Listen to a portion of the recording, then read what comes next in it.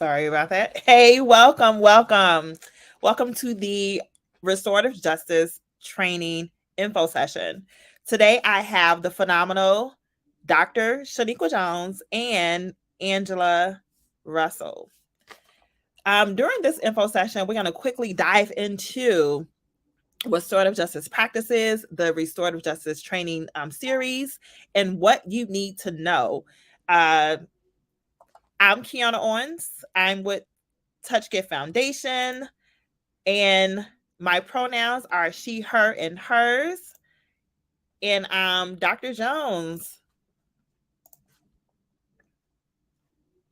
Hello, everyone. My name is Dr. Shaniqua Jones. I am the founder and CEO of Purple Path and Jones Academy of Excellence, which is the first restorative justice high school in the world. And I'm passing the virtual mic on to Angela. Good afternoon, everyone. I'm Angela Russell, restorative justice practitioner at elementary school I work at. I'm also connected to Peace in the South Suburbs, as well as our Chicago Initiative for Community Mental Health, and restorative justice practitioner, as well as the first aid mental health trainer. Welcome. Awesome. So I'm going to ask a few questions. This is really a conversational interview, but we're going to dive into what is restorative justice. Dr. Jones, what is restorative justice? For me, it's a way of life.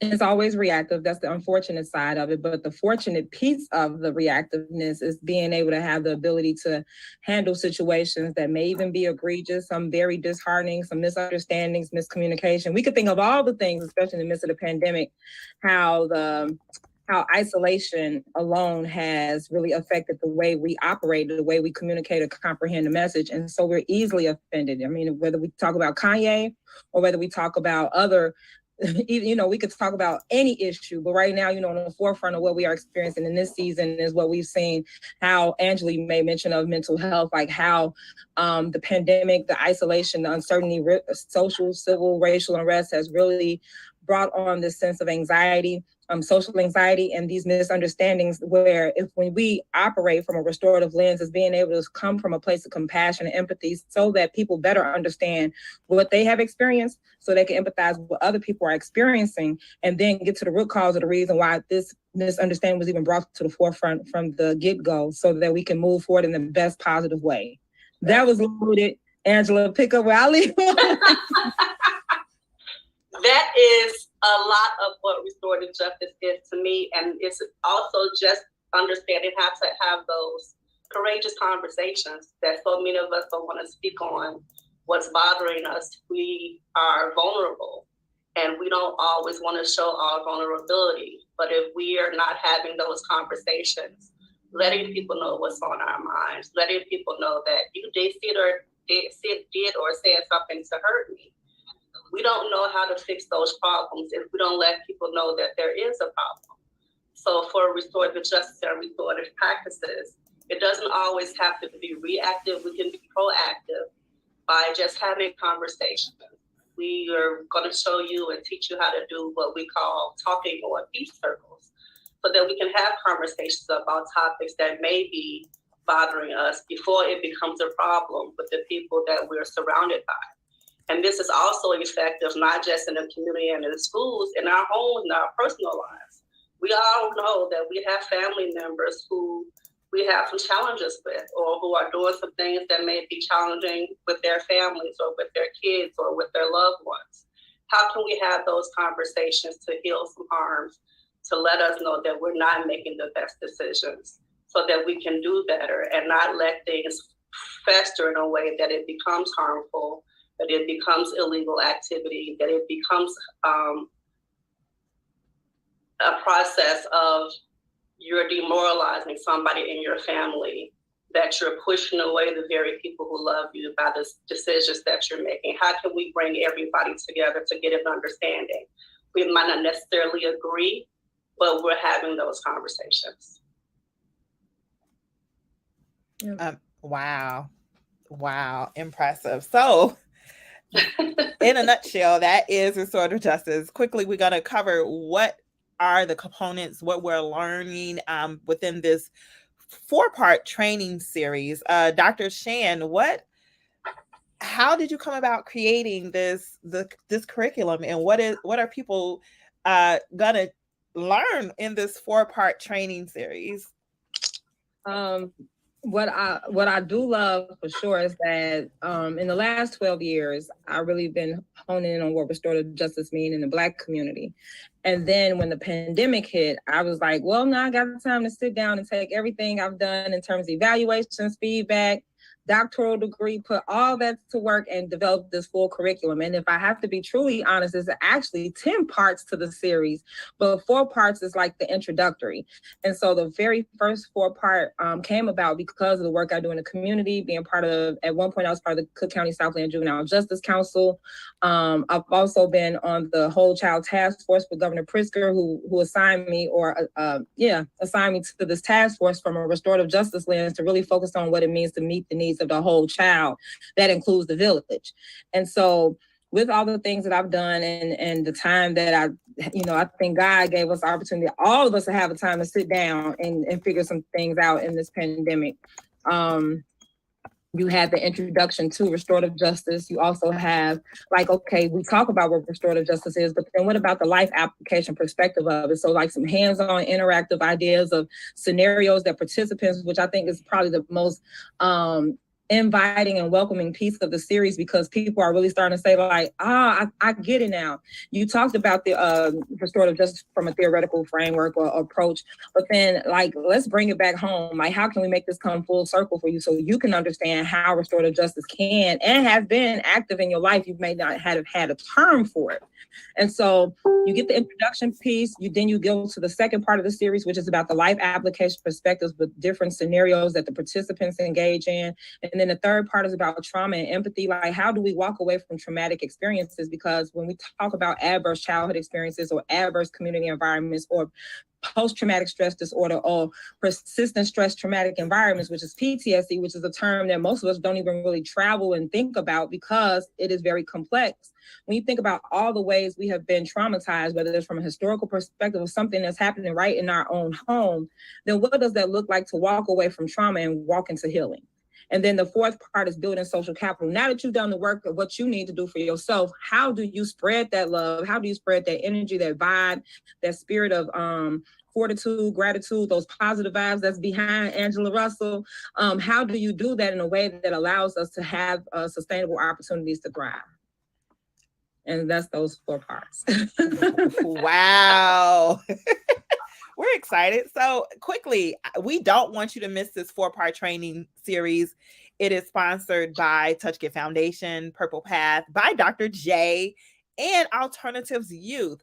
Now, we're going to quickly talk about the training schedule. So Angela, if you can just quickly cover what the training schedule look like. We have a 2-part cohort. We have a November cohort and a December cohort. So what are those dates? So for the November cohort training, we're starting next week, November 5th. That's actually going to cover 2 parts, RJ 101 and 102. The first part is 10 to 12, and the second part is 1 to 3 p.m. The next 2 trainings are the very following Saturdays on November 12th and November 19th. Both of those sessions are for RJ 103 and 104. The times for those are 10 a.m. to 12 p.m. For December, for our Chatham series, it's going to be December 3rd, the same setup, 101 and 102, 10 to 12 and 1 to 3 o'clock. And then December 10th and 17th for RJ 103 and 104 from 10 to 12. We want to let you know that if you can't make either of those sessions for November, you can always come to that December session that you missed so you get the full value of what Dr. J and I have to offer. Wow. So before we even go into questions and open it up, I want to just ask one thing. How has restorative justice practices in your personal and professional career, how has that impacted Dr.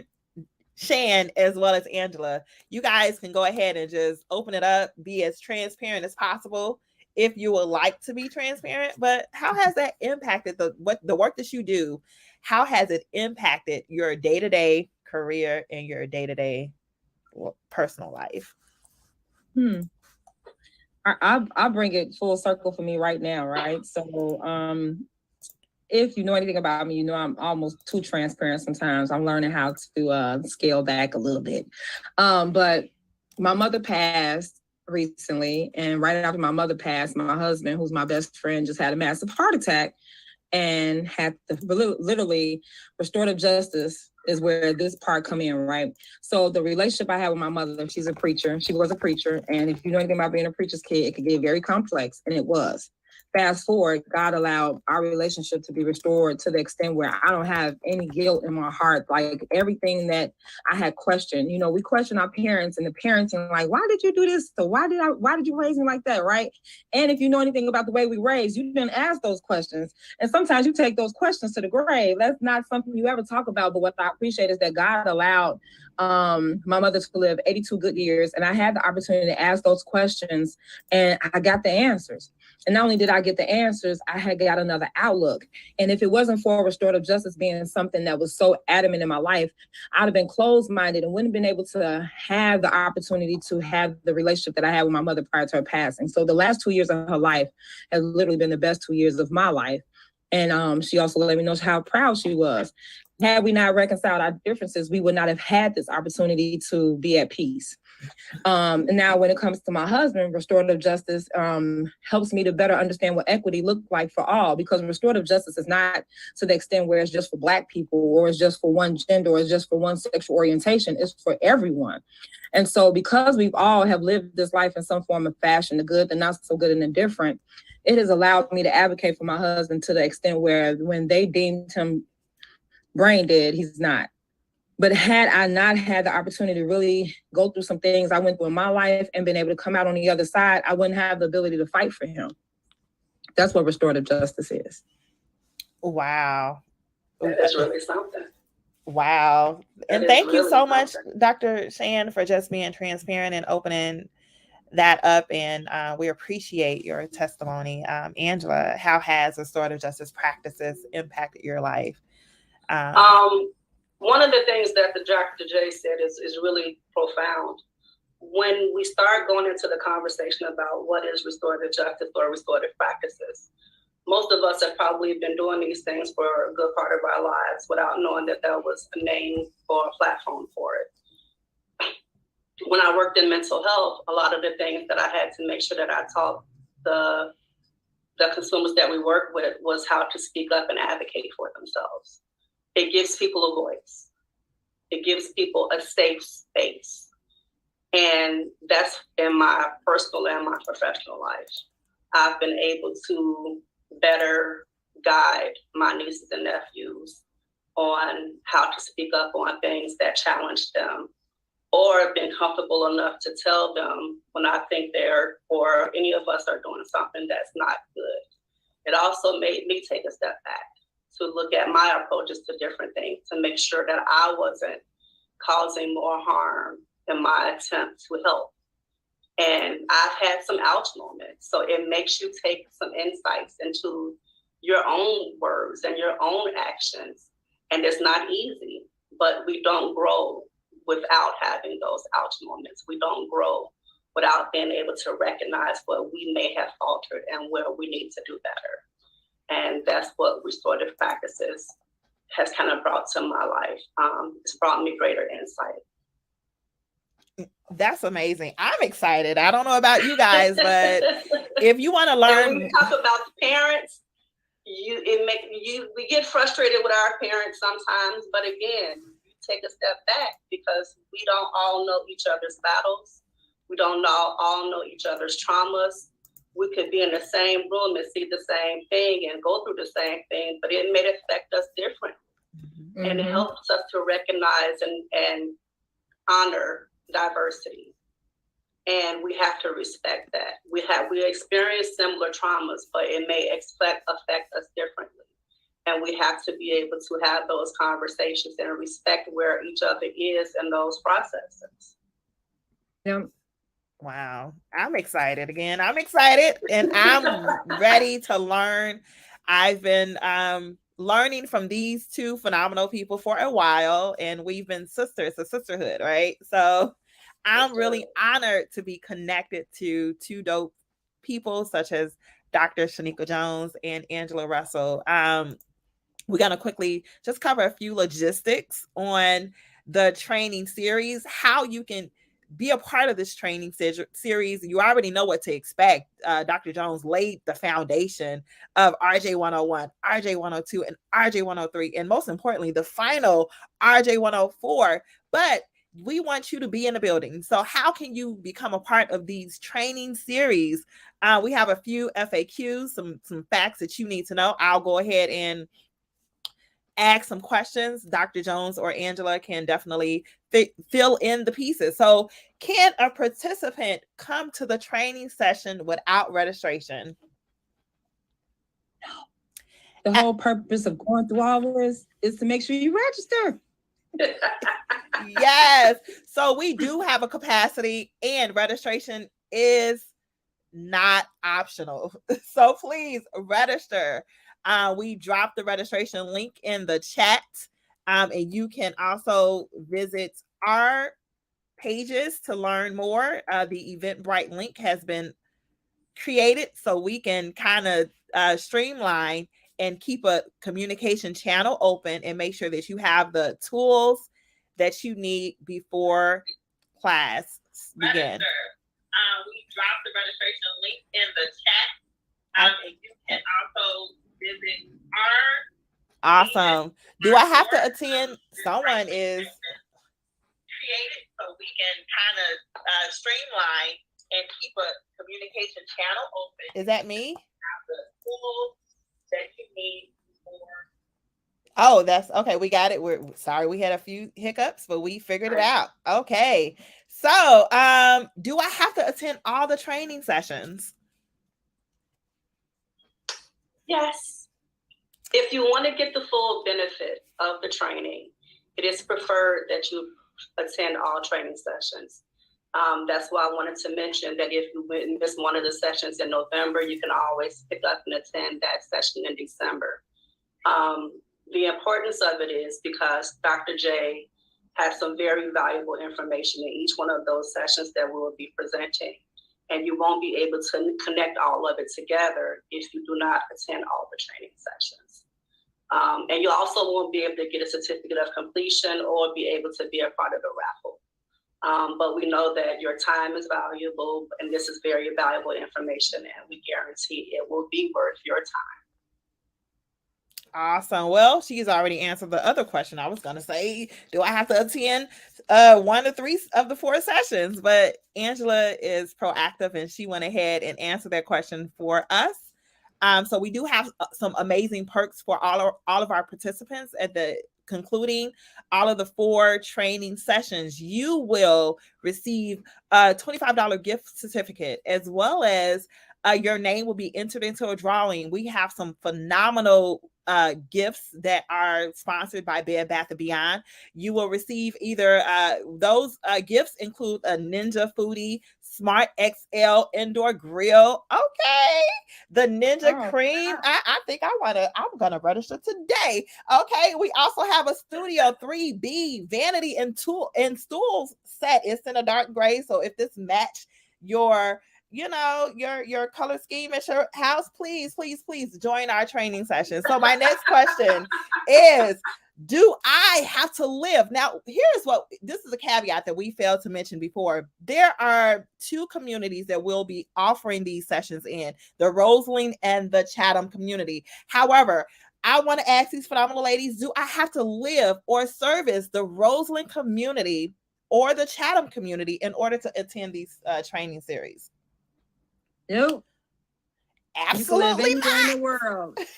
Yes.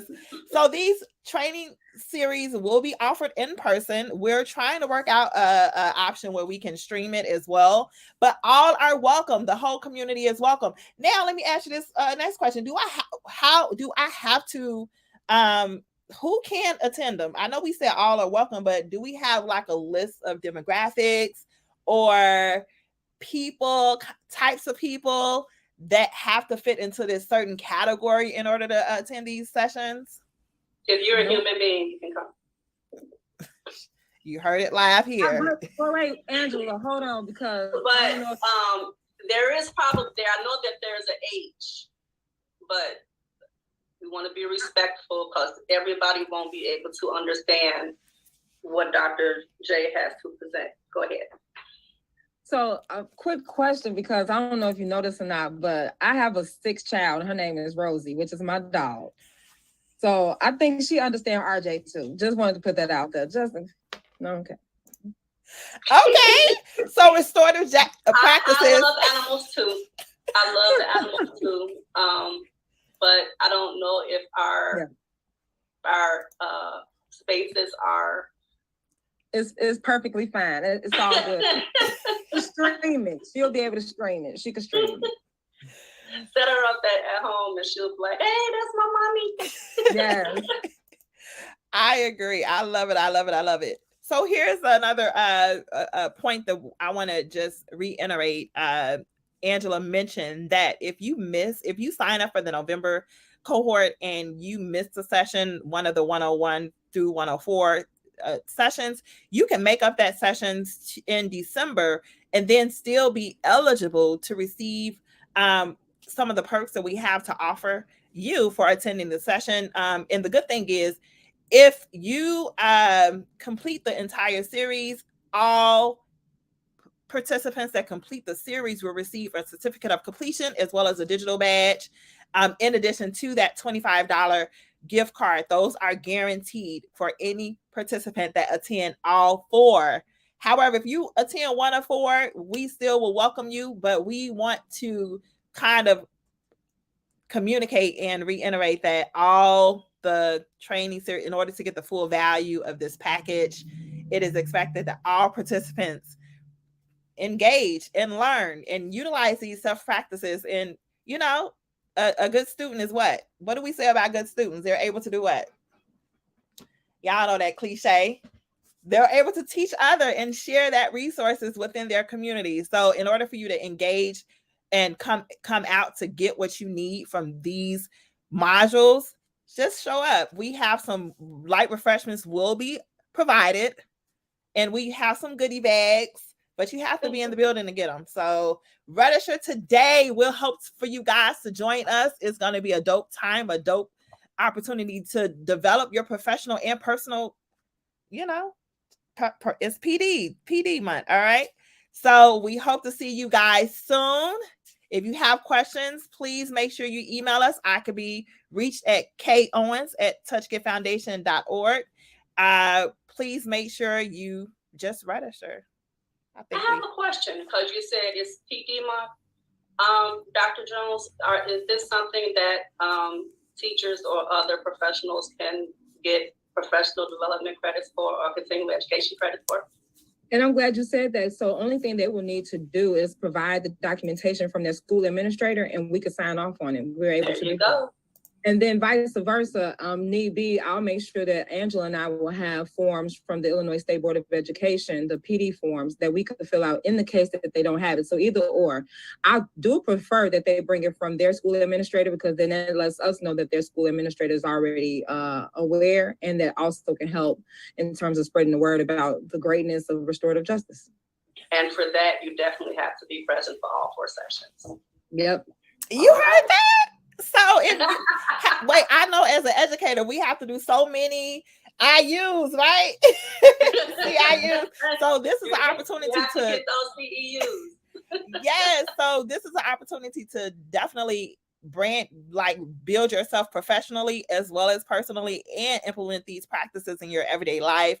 Join us, get the credits you need to be successful, and you just checking off the box. Done. Right. And it's not just for educators. A lot of fields that we work in these days require these type of training, so it's not just for educators. I absolutely love it. If you work with youth, if you work in the community, a lot of churches are even making these requirements, because it's part of understanding how to serve and how to serve with integrity. So Yeah, I mean, social services. Yep, hospitals. Like that's a whole nother conversation. I don't have the time. Understood though.